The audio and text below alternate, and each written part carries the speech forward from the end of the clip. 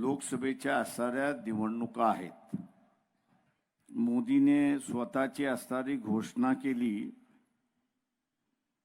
की आम्ही देशामध्ये 400 जागा आणणार आहोत, जिंकून आणणार आहोत. आपण असं ठरवलं पाहिजे, या 400 पैकी 48 जागा महाराष्ट्रामध्ये आहेत. 400 मध्ये 48 जागा वजा केल्या तर शिल्लक किती राहतात? किती राहतात? आवाज. आता एवढं त्याला कमी करणं ही आपली जबाबदारी आहे, ही महाराष्ट्राची जबाबदारी आहे.